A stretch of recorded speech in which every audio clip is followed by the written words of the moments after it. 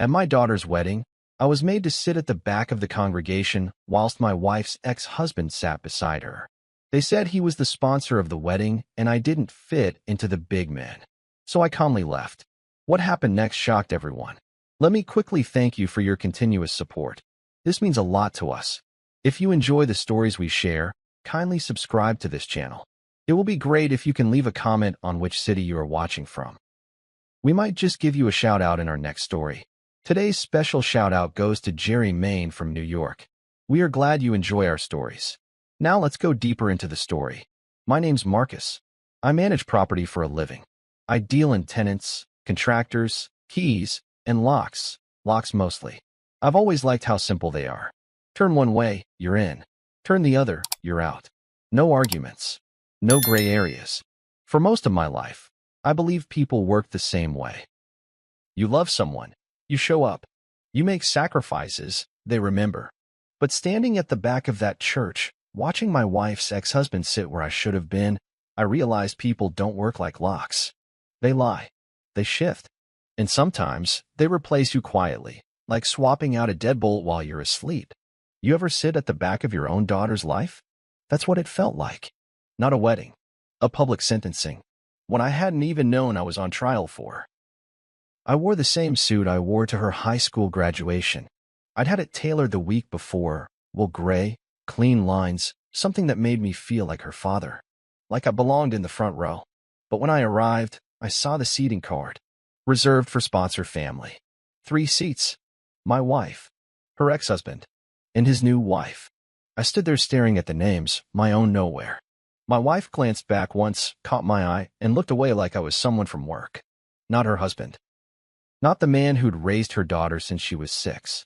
They said he paid for the venue, that he covered the dress, that he flew in some fancy chef from Madrid for the reception. I paid for things too, quietly. The florist, the band, the champagne tower she'd always dreamed of. I never asked for credit. I thought being her father was enough. So I took a seat in the back, next to the sound technician, and watched my daughter walk down the aisle. She didn't look at me. Not once. I kept waiting for it. A smile, a glance, anything. But she walked right past me like I was part of the lighting rig. When they reached the altar, her mother reached over and took her hand, pressed a kiss to her knuckles. Her ex-husband nodded proudly. And me? I just sat there, hands folded, heart pounding like I'd swallowed a grenade. After the ceremony, they all spilled into the courtyard for pictures. I wasn't asked to join a single one. Not even the family shot. A stranger tried to take my camera, thought I was the photographer. I didn't correct him. I left before the reception. Calmly, quietly, walked to my car like I was headed to a doctor's appointment. No yelling, no tears, just a strange numbness, like walking underwater. I sat behind the wheel and stared out at the church steps, watching them pose and laugh and sparkle like people I'd never met. Then I pulled out my phone. There's a thing that happens when you stop trying to be chosen. When you stop begging for a place. A clarity. Cold. Clean. The same way a locksmith drills out a jam block. You don't argue with it.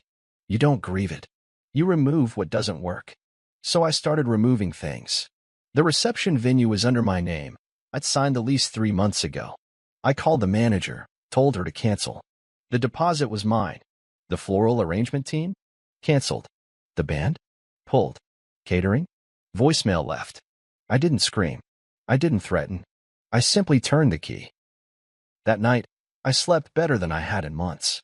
They called me the next day when they got to the venue and found it locked. No vendors. No music. No food. Just a cold, empty space that cost nothing and said everything. My daughter called 4 times. Then texted once. What happened? Where are you? I blocked her number.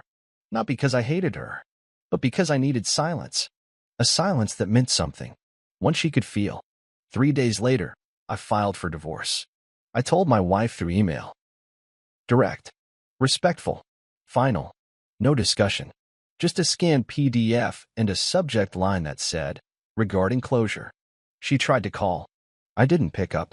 I think that's what hurt her more than anything, not the papers, but the fact that I didn't scream, that I didn't plead. I had always been predictable, forgiving, the quiet one. But silence has a sharp edge when you stop dulling it for other people. I'd been holding on to a fantasy for years that love meant patience, that dignity meant endurance. But I was wrong. Dignity means leaving the room when you're being insulted, even if the whole world's clapping. Dignity means not clapping with them. So I left the applause behind. Later, I found an old photo of us, me, my wife, and my daughter when she was 10. She's on my shoulders, arms spread wide like wings. I looked at my own face in that picture and didn't recognize the man. He looked happy, trusted, chosen. I framed the photo and kept it on my dresser, not to remember them, but to remember myself. Because that day in the church, something shattered. But not me. No, I was already broken. What shattered was the illusion, the polite lie I'd lived under for too long. And once the glass cleared, I saw it all. The way my wife's ex hovered at birthdays, how he was always just helping. The late night calls, the inside jokes. The way my daughter started calling him dad, again 2 years ago, said it was just for fun. I laughed, said it didn't matter. But it did. Of course it did. So I gave them the wedding they deserved, one without me. No father's speech, no toast, no blessing, just a closed door, a lesson in absence. And if you've never taught someone with your silence, you don't know power yet. Because sometimes, being disrespected isn't the worst part. Being expected to smile through it is. The day after the wedding, I packed my things like a tenant on notice. No fighting, no drama, just folded shirts and unplugged chargers. I boxed my books, all 37 of them, and left the shared ones on the shelf. I didn't touch the wedding album, didn't even glance at it. I moved like a ghost in my own home, feet soft on tile, breath held like an intruder. But I wasn't intruding. I was leaving a space that had quietly evicted me years ago. You ever leave a house you helped build and realize it's not yours anymore?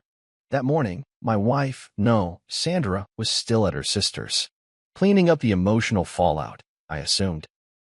I didn't bother to check. Her phone calls had already slowed from frantic to polite. Like she was starting to understand the new version of me didn't negotiate. My daughter hadn't tried again. I'd blocked her number, not out of cruelty, but clarity. Let her wonder. Let them all sit in the silence they'd created. I was done clarifying my worth to people who only saw me when they needed a check cleared or a hinge fixed. I left my house key on the kitchen island, next to a mug she'd once bought me that read, "Best bonus dad ever." The ceramic was chipped. I noticed it months ago and never said anything. It felt like the right symbol to leave behind, something that used to mean love but was now just broken and easy to forget. I took nothing sentimental with me, not out of spite, but because nostalgia is a dangerous thing when you've been betrayed. It'll try to convince you it was all worth it. It wasn't. When I arrived at the apartment, it smelled of fresh paint and new carpet. It was smaller than our home, half the square footage, none of the memories. That was the point. I brought in my boxes one by one, lined the shelves with my things like I was reintroducing myself to myself. I hung up only one picture, not a family, of a forest trail I used to hike before marriage rearranged my priorities. It reminded me that peace doesn't have to be loud to be powerful. They say when a man disappears, he either lost everything or found himself. I wasn't sure which category I fell into yet. All I knew was I felt lighter than I had in years. The calls kept coming, not to my phone. Those lines were severed, but through mutual friends, old neighbors, even Sandra's cousin Lyle, who used to come over on Sundays for football and to pretend he didn't notice the tension in our house. He left a voicemail that said, "Marcus, come on, man. You're making a scene." I deleted it. Funny how they call it a scene when you stop playing your part. 3 days in, Sandra finally emailed me. The subject line was, "We need to talk." I didn't open it right away. I let it sit there like a package I never ordered. When I did read it, it was everything I expected. Explanations without apology. Phrases like it just made sense for him to sit there, and I didn't think you'd care that much. You ever read a message and feel like someone's daring you to be the villain in their story? That was how it felt. Like she'd already written my role in her head and needed me to perform it to justify her own betrayal. I replied with one sentence, "I'll see you in mediation." That same day, I sent a registered letter to my daughter. No emotion, no rage, just a simple statement. Given recent events, I'm stepping back from this relationship. I wish you peace. That was it. No signature. No fatherly closure. She'd made her choice when she walked past me in that aisle like I was air. I had made mine when I walked out the door and never looked back. The part they never tell you about walking away is how hard it is to stay gone. The first week, I kept catching myself about to text her random things. Don't forget the oil light's been acting up. Tell the plumber the shut-off valve sticks. Father thoughts. Automatic. But I never hit send. That was the test.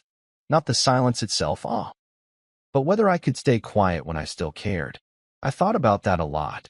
In that empty apartment, surrounded by my own breath and the hum of the fridge. I thought about what it meant to love someone who no longer saw you as necessary. Whether stepping away was punishment or protection. Maybe both. And then came the moment I hadn't expected. Day 5.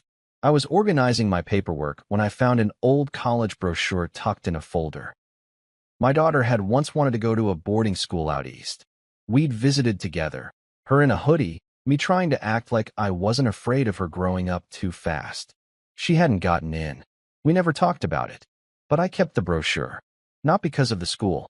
Because of how tightly she'd held my hand during the tour. Like I was the only safe thing in the world.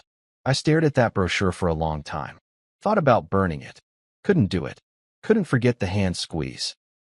So I put it in a drawer. Not to remember her, but to remember who I was when she looked at me like that. Because if I was ever going to rebuild myself from this, I needed to believe that men still existed. There's a strange kind of grief that doesn't show up with tears. It arrives as forgetting, people forgetting what you did, who you were, what you gave.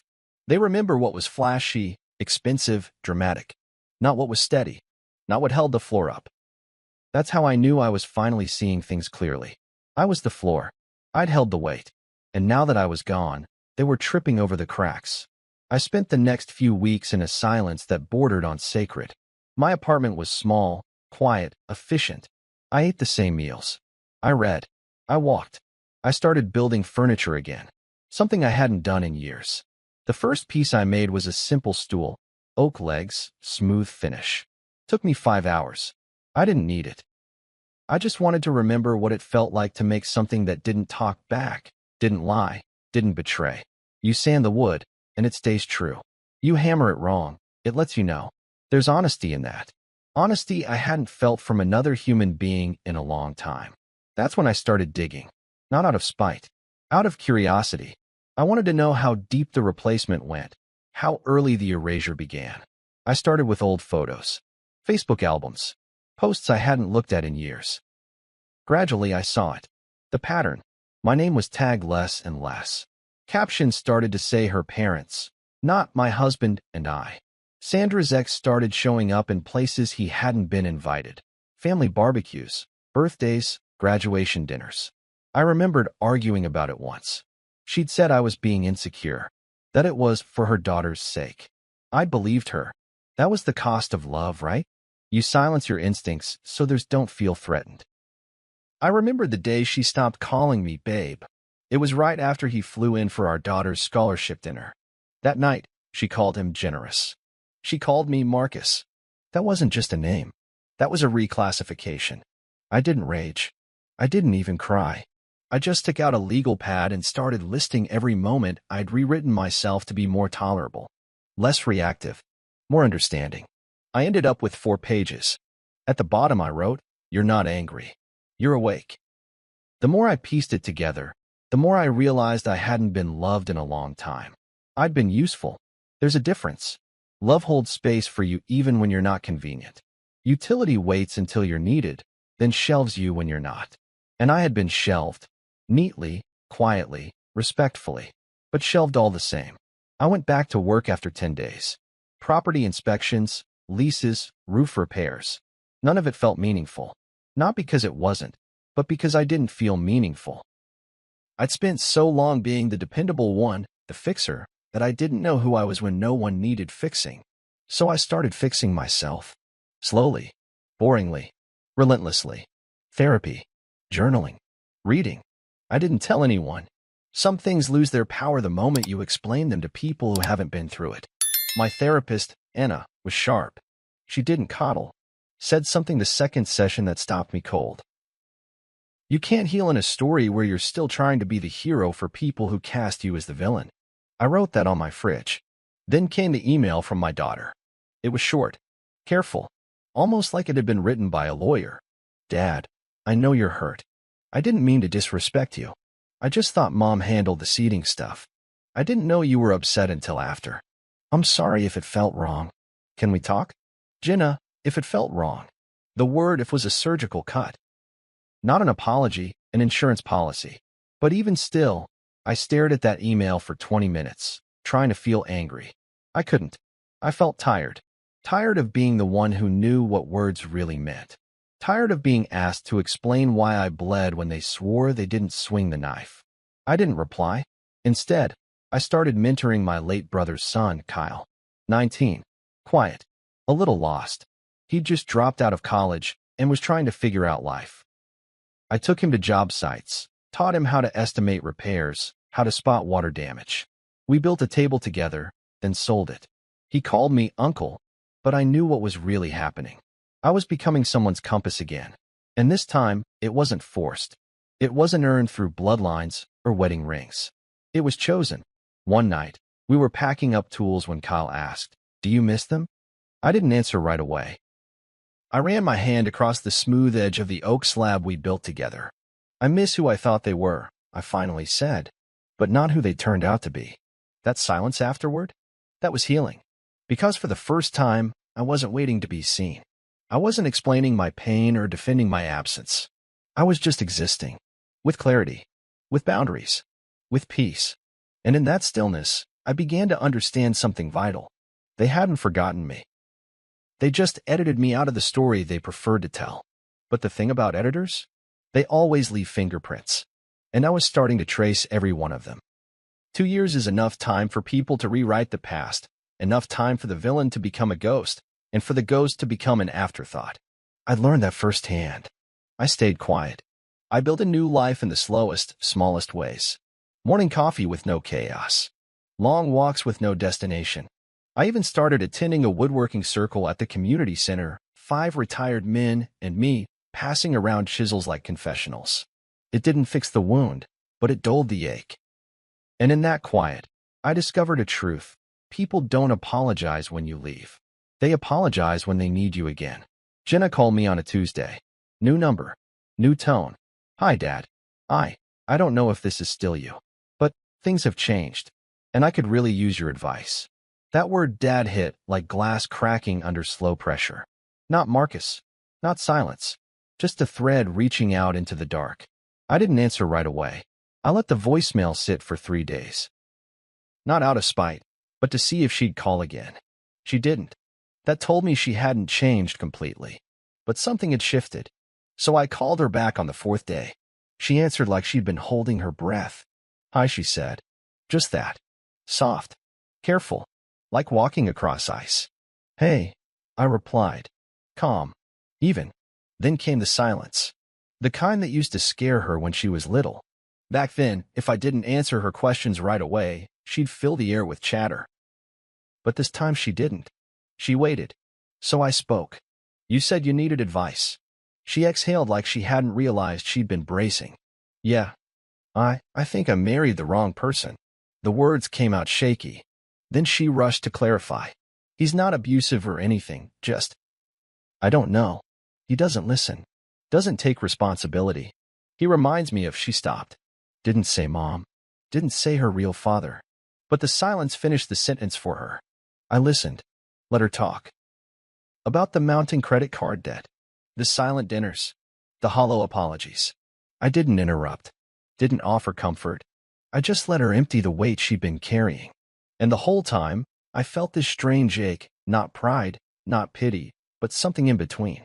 Because she was becoming someone who could finally see beyond the surface. And that sight cost her. When she paused, I said only this: "Marriage is built in the quiet moments, Jenna. If the silence feels like punishment instead of peace, it's not love." She didn't respond at first. Then I heard a sob. Not loud.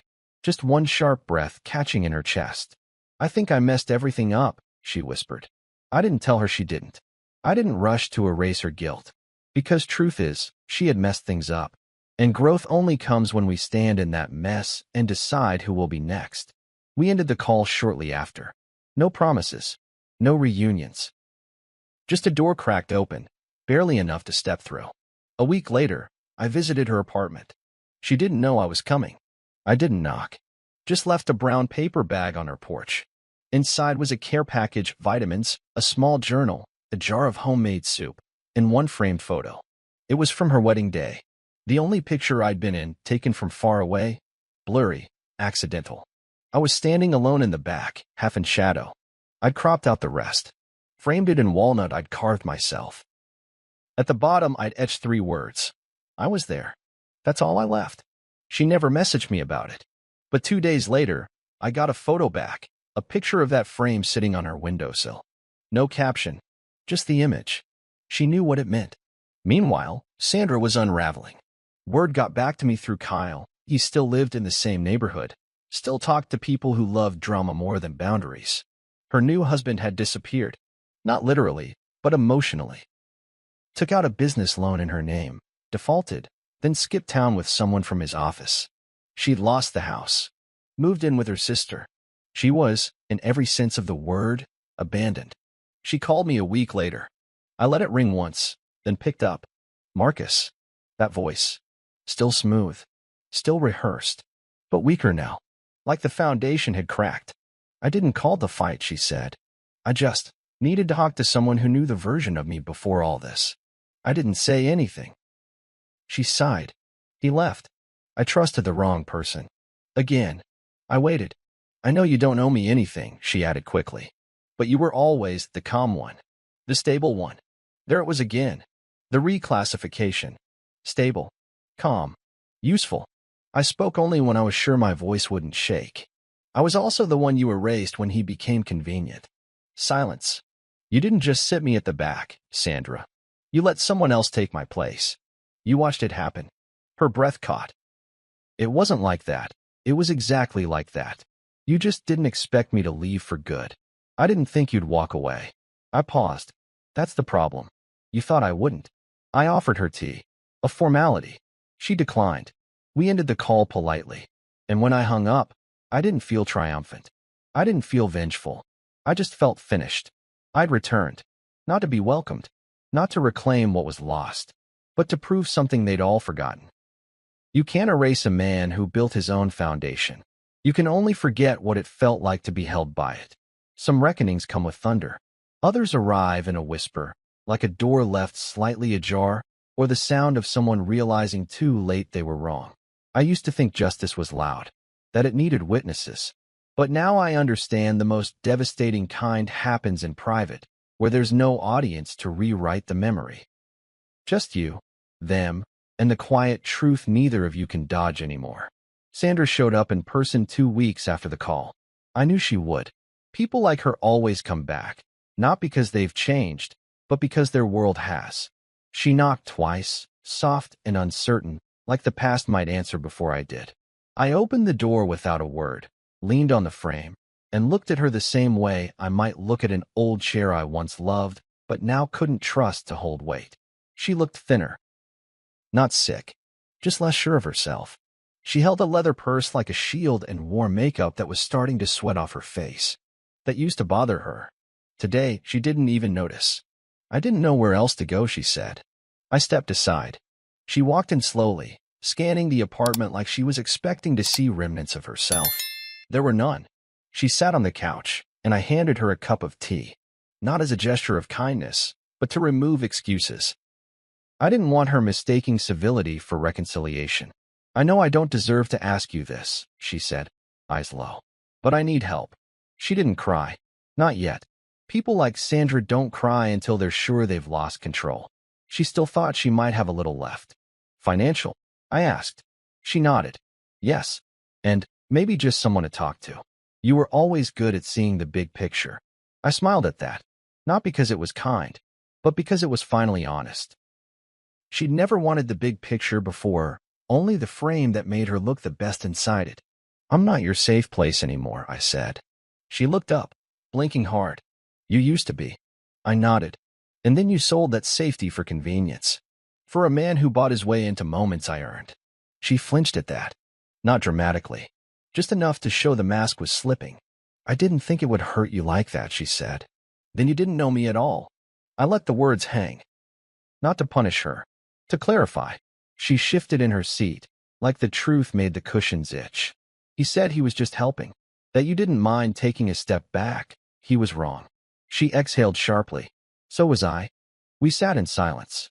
A long one. The kind only two people who've truly disappointed each other can sit through without speaking. Then she asked the question she came to ask. Can we start over? I didn't answer right away. Instead, I stood up, walked to my cabinet, and pulled out an envelope. I handed it to her.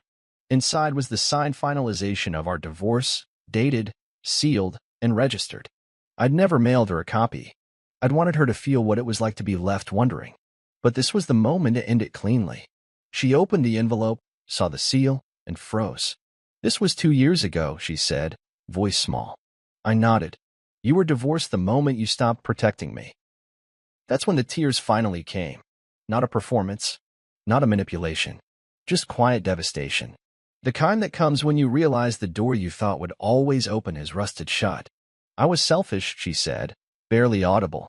I said nothing. Some things are better left without forgiveness.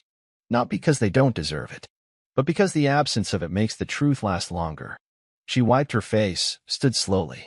I guess I thought if I was ever really sorry, that would be enough. Sorry doesn't change what you prioritized when it mattered. She nodded, took one last look around. This place is peaceful. I didn't respond. She didn't deserve to be invited into my peace. She had forfeited that right the moment she chose optics over loyalty.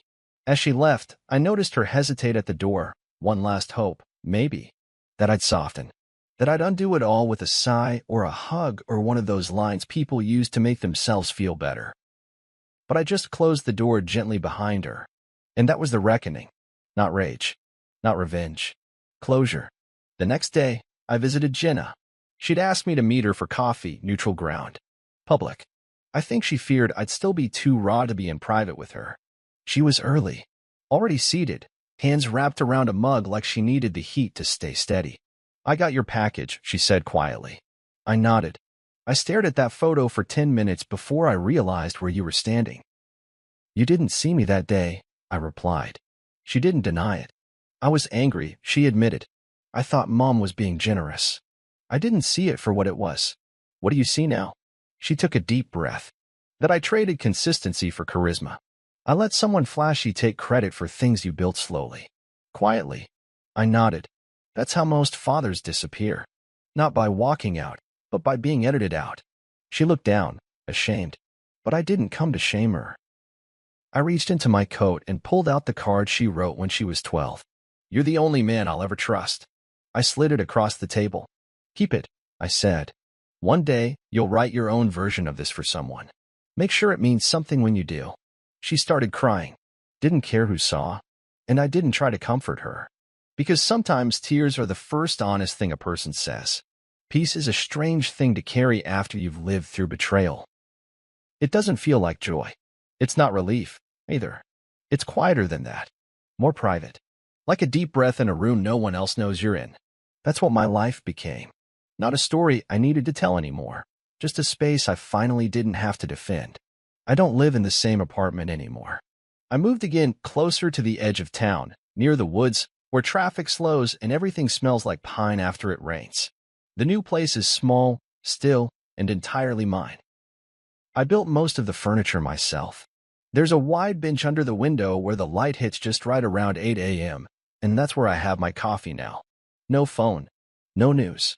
Just the quiet hum of a life that doesn't owe anyone an explanation. Jenna visits sometimes. Not often. But when she does, it's different now. No pretense. No performance. She helps me chop vegetables, or she sits on the porch with her feet tucked under her. We don't talk about the wedding, or her mother, or the years in between. We just talk about now. What she's reading. What I'm carving. She asks questions differently now. Less out of guilt, more out of curiosity. I can tell she's still repairing the blueprint of what a man is. That takes time. I don't rush her. She once asked if I forgave her. I told her forgiveness isn't always something you say out loud. Sometimes it's the fact that you still make space for someone, that you offer them soup and a safe place to sit. But even that space has rules now. Boundaries. Forgiveness without boundaries is just an invitation to be hurt again. Sandra never came back after that last visit. I heard through Kyle that she moved out of state, closer to her sister. Tried to start over. I don't wish her harm, but I don't miss her either. She was a chapter, one with beautiful sentences and a cruel ending. I reread it sometimes, not to mourn it, but to remind myself how easily we trade truth for comfort. The card Jenna wrote me, "You're the only man I'll ever trust." I still have it, but I don't keep it on my desk anymore. I tucked it away in a drawer, next to a photo of my younger self holding her on my shoulders. Not to relive anything, just to remember who I was before all this. The man who gave freely, who stayed, who listened when no one else did. That man is still here, just quieter now, more careful about where he places his loyalty. Kyle and I still work together sometimes. He's got his own gigs now, young, ambitious, full of ideas. I like watching him figure things out. We built a shed for a retired teacher last month, and when we finished, he said, "You know what your superpower is? You don't flinch when people disappoint you. You just keep going." He's wrong, of course. I flinch. I bleed. I just do it in private now. I think the world teaches us that strength is loud, that it shows up in speeches, slamming doors, revenge plots. But I've learned the opposite. Real strength is walking away without a scene. It's the restraint not to respond to disrespect with more of it. It's the quiet decision to rebuild your life brick by brick, even if no one claps when you're done. The real twist? They still think I was petty for canceling the reception. That's what people remember. Not the years I drove Jenna to school. Not the braces I paid for. Not the nights I stayed up assembling Christmas toys in silence while everyone else slept. Just the moment I decided I wouldn't bankroll my own erasure. That's fine. Let them remember the closed venue. Let them whisper about it like it was vengeance. I know what it really was. It was me choosing not to finance a life I wasn't welcome in. There's a photo on my nightstand now. Not of Jenna, not of Sandra. Just a wooden bench in the forest, empty, bathed in morning light. I took it myself on one of my walks. It reminds me that stillness is something you have to choose. Especially after chaos. You don't stumble into peace. You carve it. The best part? No one can take it from me this time. And if you're listening, if you're sitting in the back row of someone else's story, wondering why you're always the one adjusting to be loved, maybe you know the truth, too. Maybe you've lived through the silence. Maybe you've stopped asking to be chosen. If so, then hear me clearly. You are not hard to love. You were just surrounded by people who didn't recognize the worth of quiet loyalty. And maybe the strongest thing you'll ever do is leave without slamming the door. If this story felt real to you, if you've ever been pushed aside by the people you loved most, you're not alone. I share stories like this every day. Real, quiet, powerful. Hit subscribe and stick around. See you soon in the next story.